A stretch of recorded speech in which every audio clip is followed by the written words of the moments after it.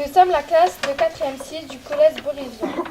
Nous continuons le travail de l'année dernière sur le quartier de Fives. Il avait travaillé spécialement sur l'usine FCB et ce qu'elle avait fabriqué. Cette année, nous allons vous présenter à la fois les métiers de cette ancienne usine et ceux du quartier. Voici l'usine FCB. On construisait plein de choses dans l'usine FCB. On construisait des locomotives, on repeignait les locomotives. Ils avaient des pièces pour locomotives. Et sur l'île Fives, les métiers sont des mouleurs, des fraiseurs, des tourneurs.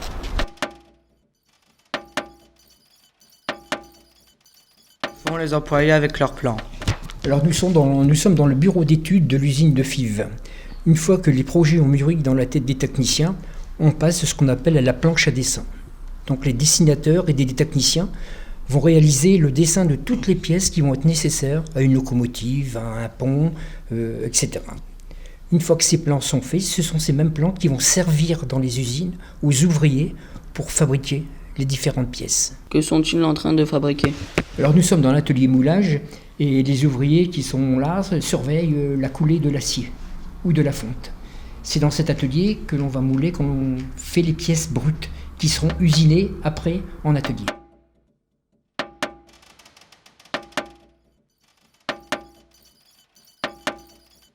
Pourquoi fabriquait-il leur matériel, boulons vis? Parce qu'à cette époque-là, chaque grosse entreprise, comme l'usine de Fives, avait ses propres normes. Ça veut dire ses propres dimensions. Donc, ils ne commandaient pas dans des ateliers annexes ou en France ou en Europe. Non, donc ils faisaient tout eux-mêmes. Il n'y avait pas ce que l'on appelle actuellement, maintenant, la normalisation. Ça veut dire que maintenant, si on achète une prise USB, par exemple, à notre époque, on va savoir la mettre en fait sur tous les appareils. À leur époque, non, chaque entreprise avait son propre modèle. À quoi servait la machine qu'on appelle un tour? Alors un tour, c'est une machine-outil qui fait partie de l'équipement classique d'une usine de mécanique et ça sert à faire enlever de la matière et faire des pièces rondes. Contrairement à une fraiseuse où là on fait des pièces rectangulaires avec des angles. Ce n'est pas seulement un châssis, c'est un ensemble de pièces mécaniques qui, usinées séparément, sont ensuite préalablement assemblées pour constituer par exemple des organes de roulement, essieux, roues, des organes de suspension, voici un balancier, et des organes de transmission, comme ce carter principal appelé bâti de transmission que l'on voit ici en cours de fraisage. Ce bâti, une fois terminé, sera incorporé dans un châssis de bogie qui recevra le moteur. Pourquoi sont-ils autant d'ouvriers ? Parce que dans un atelier de moulage ou de coulage, il y a énormément de manutention. Donc il faut énormément, même si les opérations certaines sont automatisées, il faut énormément de bras. Sont-ils en train de peindre les machines? Non, nous sommes dans l'atelier de montage des locomotives et ces ouvriers-là procèdent au contrôle final. C'est quoi le contrôle final? Ce sont les dernières vérifications. Les ouvriers regardent si les serrages des boulons sont bien faits, s'il n'y a pas d'écailles sur la peinture, s'il n'y a pas de défaut. Que font les ouvriers sur les locomotives? En fait, ils ne sont pas à proprement parler sur la locomotive. Ils sont sur une partie de la locomotive qui est la boîte à feu. En fait, c'est la chaudière de la machine. Et ils sont en train de vérifier la pose des boulons pour fixer les parois.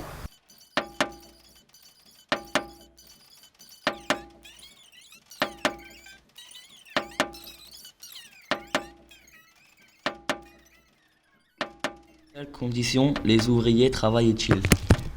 Au début du XXe siècle, les horaires de travail sont de 10 à 12 heures. Dans le service que l'on a vu précédemment, donc celui des générateurs, où l'on produit de l'électricité, cet atelier tourne 24 heures sur 24. Donc les ouvriers se relayent le samedi, le dimanche, les jours de fête, matin, midi et soir. Les ouvriers travaillent donc très longuement, très peu de jours fériés, très peu de congés, dans des conditions où le modernisme n'a pas encore atteint les ateliers. C'est très difficile pour eux.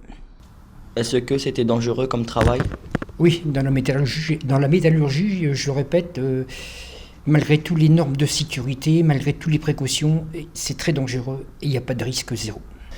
Alors à l'usine de Fives, ce sont des pompiers volontaires qui sont choisis parmi le personnel. Il faut savoir que cette usine est extrêmement dangereuse. Il y avait des endroits tels que la fonderie qui étaient très vulnérables au feu et donc il fallait immédiatement les secours sur place. Donc c'est pour ça que l'usine de Fives avait son propre service incendie parce que le temps d'appeler des secours, le feu aurait pu gagner en intensité. Où allait-il à l'école? Alors l'usine de Fives avait son propre service formation. Il est certain que pour être modeleur, fraiseur et tonneur, il fallait avoir un acquis et avoir des bases mathématiques, physiques, etc. En visuel, on a affaire à des tours numériques, donc au fur et à mesure, c'est des connaissances qu'il faut toujours entretenir. Ce sont des métiers, il faut des bases au départ. Il faut être des bases mathématiques, dessin industriel, savoir lire un dessin, savoir répertorier des codes, puis être très minutieux. Il faut savoir que le menuisier de charpentier travaille au centimètre, on travaille au micron.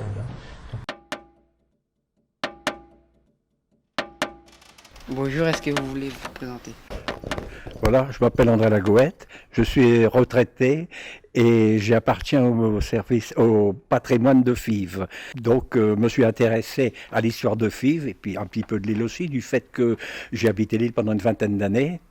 Donc, je connais un petit peu tout le secteur et j'habite Fives depuis 70 ans.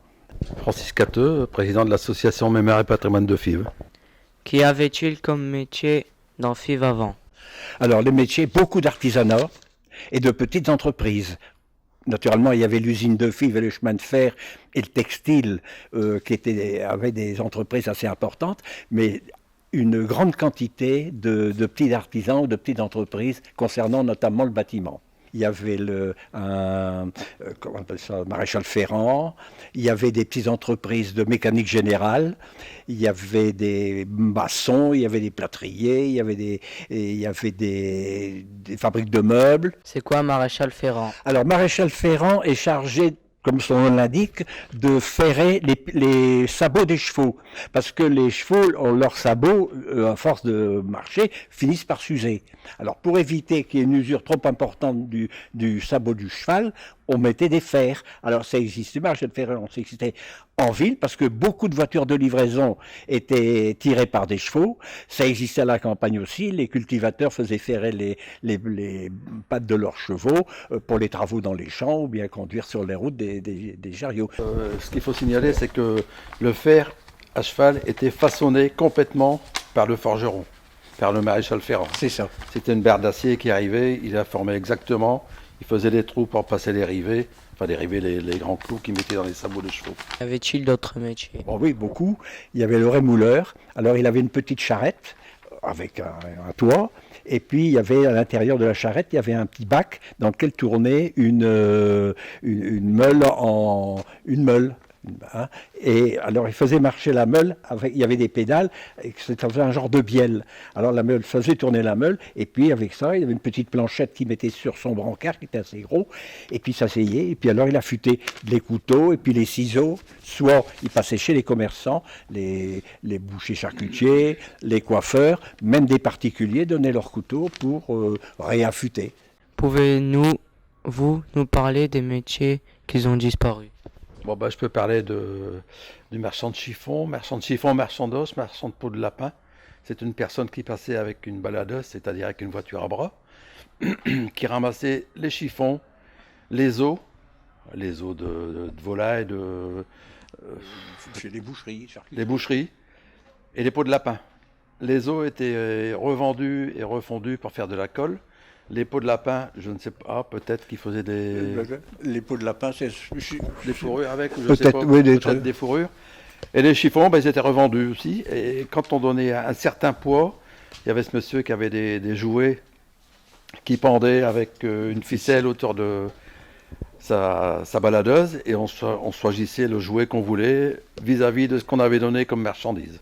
Alors j'ajouterais que les chiffons en question étaient revendus par le marchand d'os dans des grandes entreprises. Les chiffons étaient lavés, nettoyés et revendus après dans des chiffons comme ça chez Peugeot, à l'usine de Fives, pour faire essuyer les mains. Des chiffons de ressuyage. Voilà, c'était donc recyclé. Merci.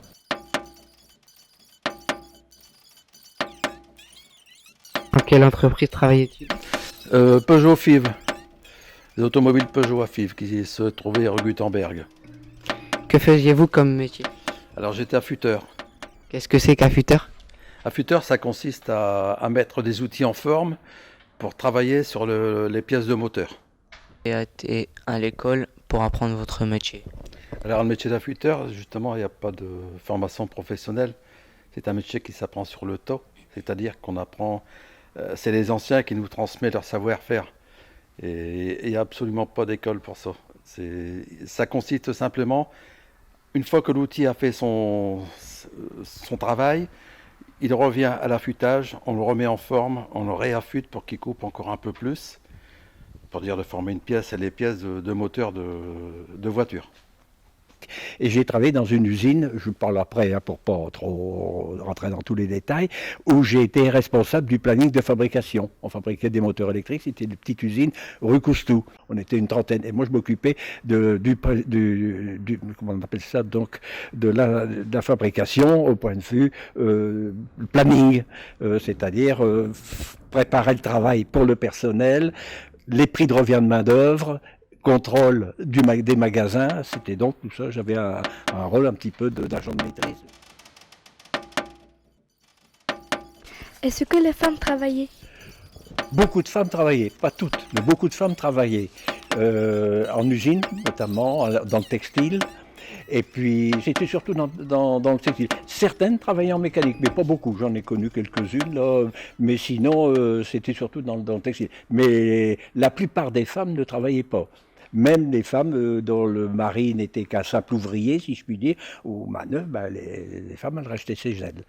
Quand j'ai travaillé au moteur électrique, là, rue Coustou, eh ben, il y avait, dans l'atelier, il y avait deux femmes qui travaillaient dans l'atelier de mécanique.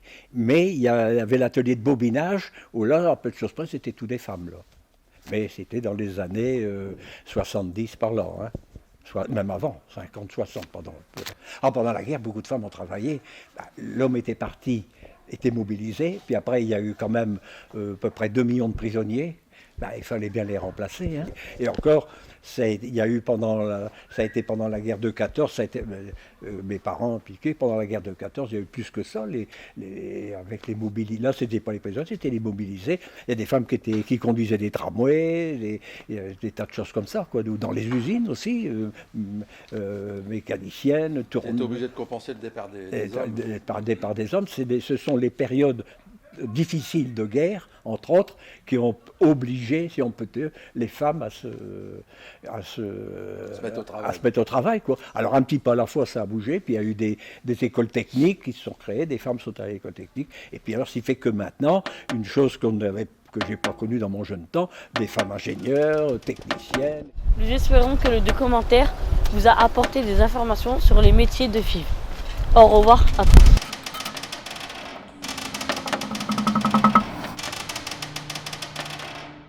Bonjour, je m'appelle Angelo, j'ai 14 ans et ça fait 10 ans que j'habite à Fives. Bonjour, je m'appelle Damien Delade, j'ai 14 ans, ça fait 14 ans que j'habite Villefives. Bonjour, je m'appelle Lindsay, j'ai 14 ans et j'habite à Villefives. Bonjour, je Aziz. m'appelle Béatrice, je viens de Roumanie, j'ai 7 ans et j'habite à Fives. Je m'appelle Julien, ça fait 14 ans que j'habite à Fives. Bonjour, je m'appelle Zed, j'ai 14 ans, j'habite à Lille. Je m'appelle Mohamed, j'ai 14 ans, j'habite à Lille. Bonjour, je m'appelle Lindsay Bowen, ça fait 4 ans, j'habite à Fâche-Tumini. Bonjour, je m'appelle Frédéric Pallo, j'ai 14 ans et ça fait 9 ans que j'habite à Hélène. Bonjour, je m'appelle Théo Delade, j'ai 14 ans, j'habite à Mont-Saint-Barol. Bonjour, je m'appelle Mickaël Dumont, j'ai 14 ans et j'habite à Lille.